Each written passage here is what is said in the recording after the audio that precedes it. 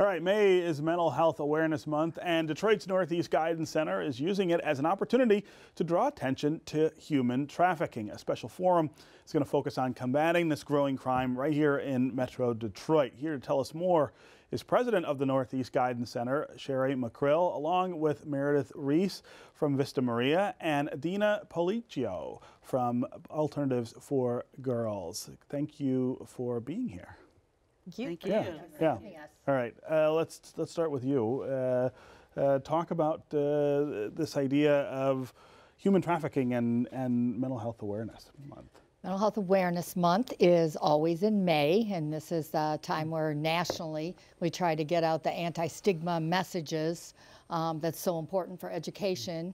And this year, along with Community Network Services in Oakland County, we sponsor an anti-stigma event every May. So on May 4th from 5 to 8 at Northeast Guidance Center, we are going to be hosting our Mental Health Awareness Month on educating and combating human trafficking. Yeah. And our primary speaker is Teresa Flores, and she is a trafficking victim in the past who actually is from the Detroit metropolitan area. Mm-hmm.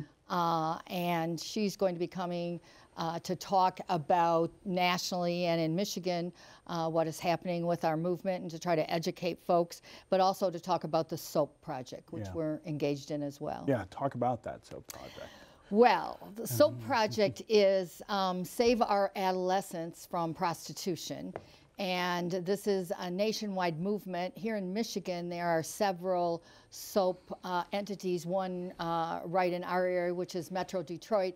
And basically what we know over the last 5 to 10 years, and people have heard, is that when there are major events coming to urban cities such as Detroit, and by major events we're talking about when a lot of people are coming into town, like for the auto show, for the Grand Prix, not connected to those events, but people are using There's a darker side. A darker side, things. And there's vulnerable young women out there who are being brought in and trafficked. Yeah. One of the things that I found interesting also that I didn't know about is Michigan is a big hunting state up north. Mm-hmm. Little were we all aware that young gals are being put on buses in November and taken up north.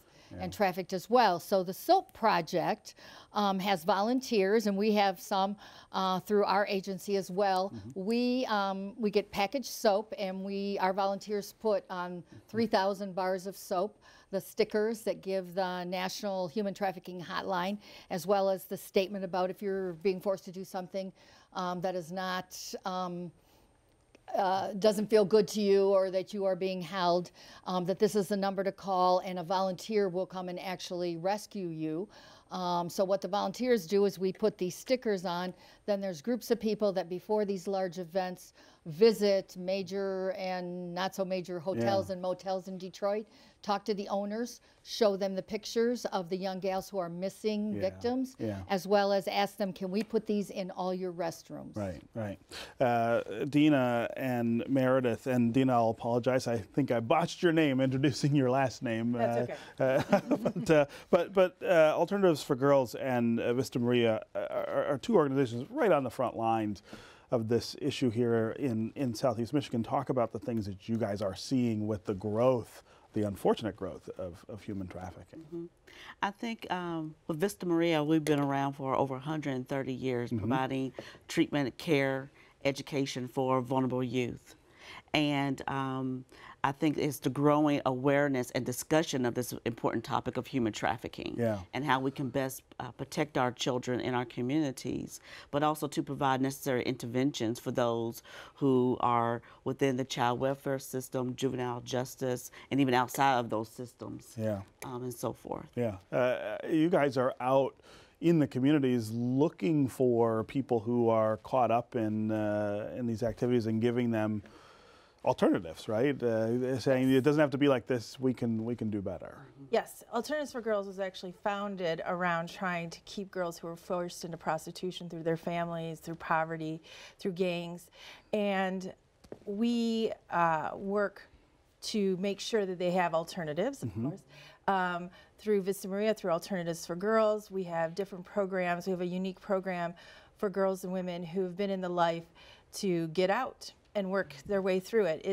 It's an untimed program because the trauma that's sustained is unlike any other trauma that we can see, because it's domestic violence, it's child abuse, it's rape, and the mental trauma of all of those rolled into one experience and within one person, and along with societal stigma, societal backlash, societal turning their backs to these girls and women. Yeah, I mean, that's one of the things that I find most confounding, really, about this issue is that the people who are caught in it are often blamed for what they're doing, as opposed to being seen as people who need help. And I would imagine a lot of your work is trying to turn that perception around, too. Yes. Yes. Yeah. Yes, it is. And I just would say, I mentioned girls and women, but this does happen to both. It happens to men, too. Yes, sure. it does. Yes. And our LGBTQ population are exceptionally vulnerable, especially because families force them out into the streets, Sure.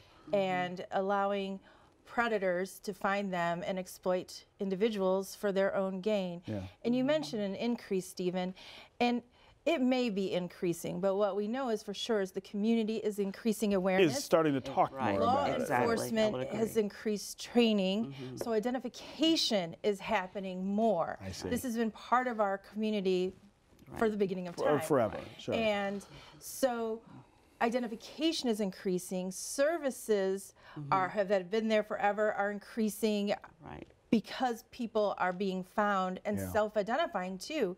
Also, this has happened to them when they were children and as adults. And they're saying, that's what happened to me. I can get services. I'm not alone. Yeah. And I think it's also important with the services that are offered with the mental health treatment, which is right in line with Mental Health Awareness Month here in May and beyond, with not only with providing the treatment, but again with the awareness within the community, but how can the community can help? Right. How and can I think you, that's a conversation especially to expand. If you see something, say something. That is always the thing that. And we have to be ready to have the difficult conversations around demand. Yes. Because that's right. this does not happen. Nobody is sold if nobody is buying. If no one were If buying no in one the is- first place. And Yes. so we have to talk about the mental health issues that go behind That- the that demand as move well, you not into- just the victimization. Absolutely. Exactly. We could go on for hours. We I know, can. but we are out of time. I want to thank you all for being here, and congratulations on the event.